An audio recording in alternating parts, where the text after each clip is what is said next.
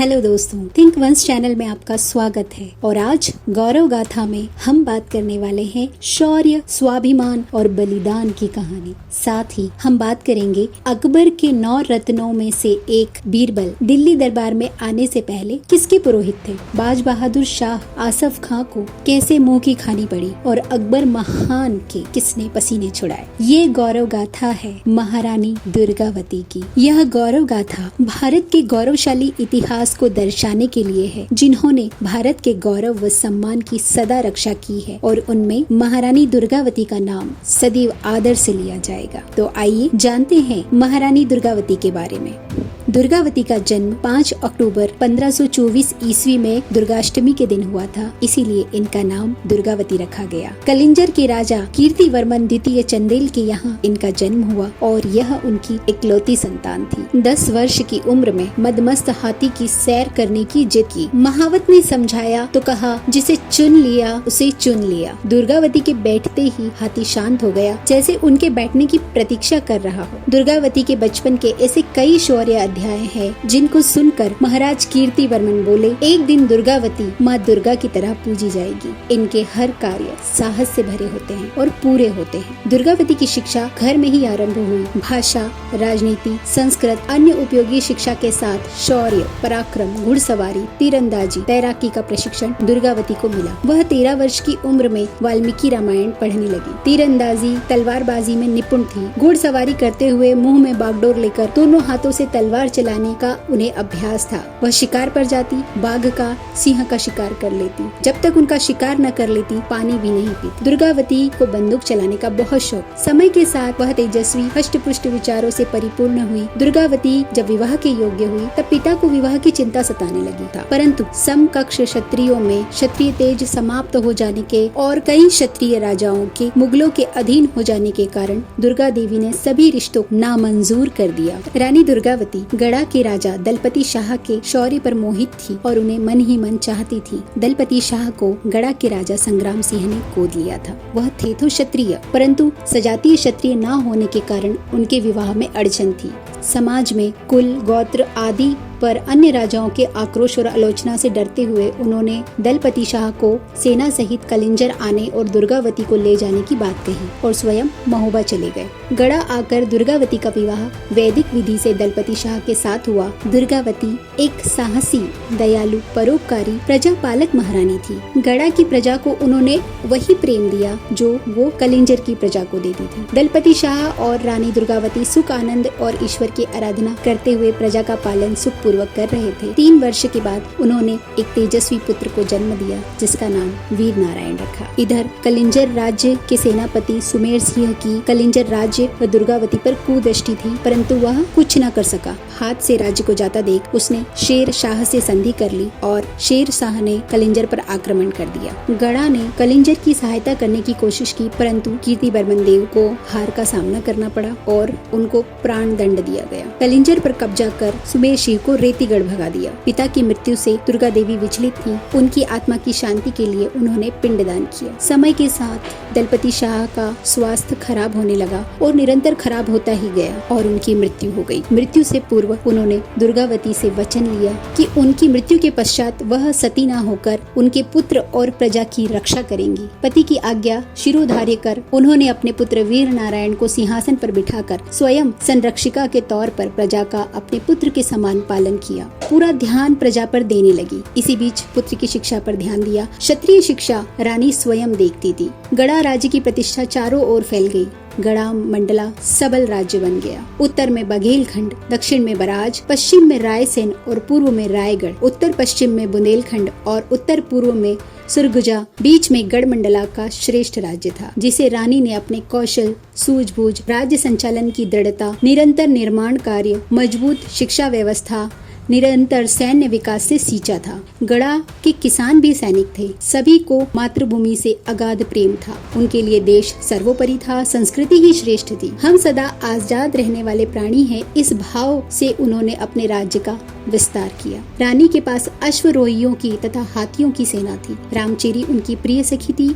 उन्होंने युवतियों की एक नारी सेना भी बनाई थी। महारानी दुर्गावती ने पंडित बीरबल को पुरोहित के रूप में शिक्षा तथा दान के लिए नियुक्त किया था। बीरबल नियमित दान करते और खुले हाथ से दान करते, परंतु एक छोटे से कार्यक्रम में 25,000 स्वर्ण मुद्राएं दान करने के कारण, जो राज्य व्यवस्था के अनुकूल नहीं थी, रानी दुर्गावती को बहुत दुख हुआ। उन्होंने पंडित बीरबल को बुलाया और उचित स्वर्णाभूषण देकर विदाई दी। चूँकि रानी दुर्गावती को ज्ञात हुआ कि पंडित बीरबल दिल्ली दरबार जाना चाहते हैं, उन्होंने पंडित बीरबल से कहा, बीरबल जी, अपने धर्म से श्रेष्ठ कोई शरण स्थली नहीं होती। अपनी सुविधा अनुसार मनुष्य कहीं भी रह सकता है, किंतु मातृभूमि, देश और जाति की समृद्धि के लिए जीना ही श्रेयस्कर है। बीरबल ने महारानी को प्रणाम किया और गड़ा छोड़कर दिल्ली दरबार को चले गए। गड़ा राज्य अपनी प्रगति से पूरे देश में चर्चा में था। यह खबर सुनकर बाज बहादुर बेचैन हो उठा। उसने सोचा, इतना समृद्ध राज्य जीतने योग्य है। विधवा रानी के दिन पूरे हुए, अब गड़ा पर हमारा अधिकार होगा। बाज बहादुर शाह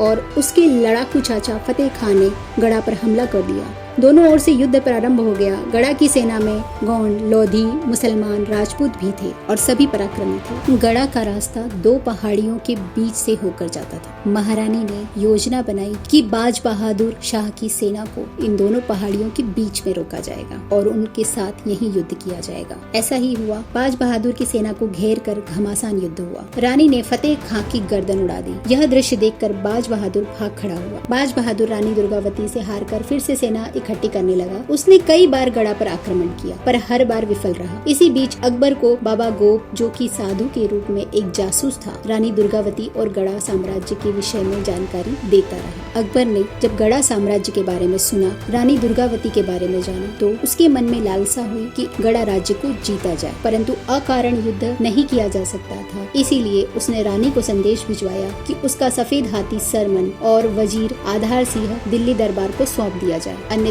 उनसे युद्ध के लिए तैयार रहे। रानी ने उसके इस प्रस्ताव को मना कर दिया। अकबर क्रोध से भर गया। वह रानी को जीतकर अपने हरम में लाना चाहता था। जानता था कि गड़ा समृद्धशाली है और उस पर सीधा हमला ठीक नहीं है, इसीलिए पहले उसने मालवा पर आधिपत्य किया। बाज बहादुर शाह हार कर चौरागढ़ की पहाड़ियों में छिप गया। वहाँ से रानी ने उसे खदेड़ दिया, जिसके बाद वह दिल्ली दरबार पहुँच गया और अकबर के सामने गिड़गिड़ाया, अपने स्वधर्मी होने का प्रमाण दिया और रानी को घमंडी बताकर उनके राज्य को तहस नहस करने की विनती की।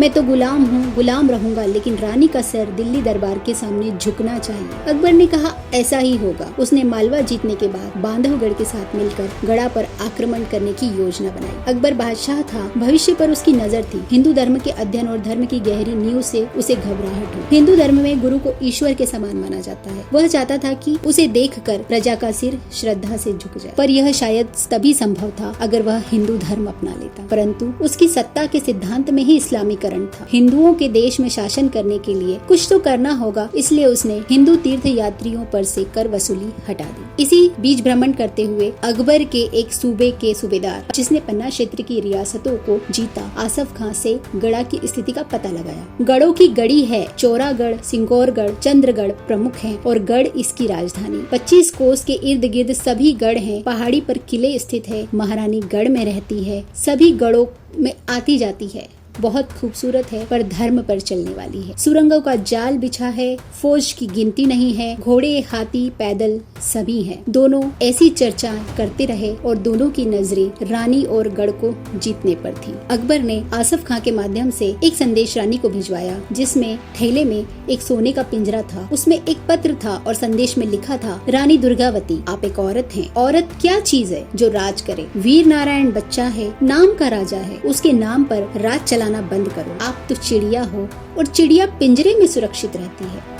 मुगल साम्राज्य के पिंजरे में आ जाओ। पिंजरा भेज रहा हूँ, अपने से बंद हो जाओ, वरना ऐसी जंग होगी कि ना अंदर की रहोगी, ना बाहर की, ना पिंजरे की रहोगी, ना गोंडवाना की। यह सुनकर रानी की आंखों से अंगारे बरस रहे थे। सभी सभासद दांत पीस रही थी। रानी ने सबको शांत होने को कहा और कहा, हमारा उत्तर लेते जाइए। रानी ने दूतों को कहा, पत्र तैयार है। एक सोने के पिंजरे में पत्र रखा गया और पत्र में लिखा गया, अकबर, तुम राज्य करने योग्य नहीं हो, तुम रुई न करो। रानी जानती थी कि अब युद्ध निश्चित है। सीना तान कर जीवन जीना सिखाने वाली रानी कभी भी समझौता नहीं कर सकती थी। मातृभूमि के प्रति गौरव भाव उनकी आत्मा में था। आंख दिखाने वाले की आंख निकाल लेना हमें सिखाया गया है। हमने अपने जीवन में हाथ जोड़ना कभी नहीं सीखा। यह सौदा स्वाभिमान का है। स्वाभिमान के विरुद्ध दुर्गा देवी समझौता नहीं कर सकती। वह अकबर के हरम में हिंदू राजकुमारियों के जाने से व्यथित थी। उन्होंने कहा, आत्म गौरव से पतित होकर कौन सा जीवन बचा रहता है पराधीन होने वालों का। पद्मिनी के देश की नारियां जौहर के स्थान पर नरक का वर्ण क्यों कर रही है? इतिहास उत्तर मांगेगा तो समाज अपना सर नीचा कर लेगा। जिस समाज में सीता जैसे पावन नाम की माला जपी जाती हो, उस समाज का इतना पतन कैसे हो गया? उन्होंने मंत्री आधार सिंह से कहा, आधार सिंह जी, आप हमारी सेना के आधार हैं। दुर्गावती के शरीर के 1000 टुकड़े जमीन पर बिखर जाएं, किंतु दुर्गावती कभी भी अकबर की अधीनता स्वीकार नहीं कर सकती। युद्ध करीब था। रानी वीरांगना थी। आसफ खान ने गढ़ा पर हमला कर दिया। महारानी ने अपनी कुशल युद्ध नीति से छापेमार रणनीति बनाकर आसफ खान की सेना को ध्वस्त कर दिया। बाबा गोप, जो साधु की वेश में जासूसी किया करता था, वह दुर्गावती का भी हितैषी बना फिर रहा था। वह वास्तव में कलिंजर का सेनापति सुमेर सिंह था। सुमेर सिंह को बाद में पश्चाताप हुआ, परंतु तब तक सुरंगों का पता मुगलों को लग चुका था। मुगल सैनिक सुरंगों के माध्यम से किले में आने लगे। आसफ खां का सिंगौरगढ़ पर अधिकार हो गया। आसफ खां आगे बढ़ रहा था। यह युद्ध कई दिनों तक चला। रानी का एक सरदार बदन सिंह,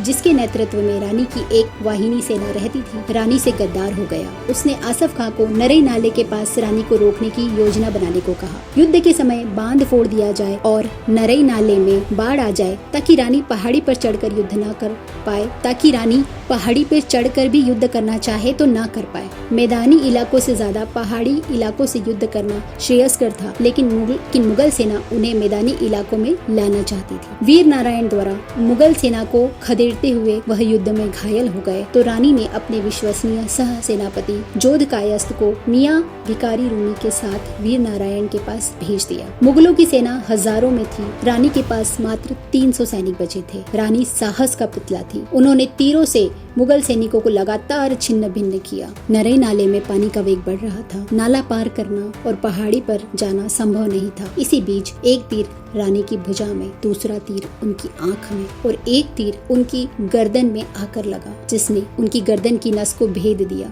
रानी ने गणु को आदेश दिया कि वह अब पैदल युद्ध करेंगी, अतः उन्हें जमीन पे उतार दिया जाए। घायल अवस्था में रानी दोनों हाथों से तलवार चलाते हुए शत्रुओं का नाश कर रही थी। रानी के शरीर से रक्त का फव्वारा छूट रहा था। उन्होंने आधार सिंह को रोते देखा। उन्होंने कहा, अब मेरा युद्ध समाप्त हो गया है, अंत आ गया है। मेरा शरीर मलेच्छ छू न पाए। आधार सिंह, अपनी कटार से मुझे मुक्ति दे दो। मेरी आज्ञा का पालन करो। मैं दुर्गावती बोल रही हूँ और यहाँ से निकलो। तुम्हें अभी और लड़ना है, मेरे पास समय नहीं है। आधार सिंह बच्चों की तरह रोने लगे। कहा, नहीं माँ, मैं आपको नहीं मार सकता। महारानी ने कहा, तुम नहीं मार सकते तो कटार मुझे दो। उन्होंने कहा, मैं आपको मरने नहीं दूंगा। रानी ने कहा, मूर्ख न बनो, मेरे पास समय नहीं है। इसी बीच गनु घायल होकर हाथी से गिरा और उसके हाथ से अंकुश छूट गया। उस अंकुश को पूरी चेतना से लपकते हुए रानी ने अपनी छाती में घोंप लिया, जो उनके आर पार हो गया और रानी का प्राणांत हो गया। घायल सरमन जमीन पर गिरा और रानी की मृत देह को सरमन ने ढक लिया और मूर्छित गनु पर सरमन ने अपनी सूंड गिरा दी। मुगल सैनिक सरमन और गनु को मृत समझकर अपने साथियों को वहां से उठाकर चले गए। सुबह कुछ गढ़वासी युद्ध स्थल पर आए। गनु ने उनसे निवेदन किया कि रानी का शवदाह करना है। हाथी भी मर चुका है। रानी के शवदाह के बाद गणु ने भी प्राण त्याग दिए। गढ़ा का गौरव सदा के लिए विलुप्त हो गया, परंतु एक तेजस्वी नारी का यश पूरे देश में चमक रहा था। रानी दुर्गावती के सम्मान में 1983 में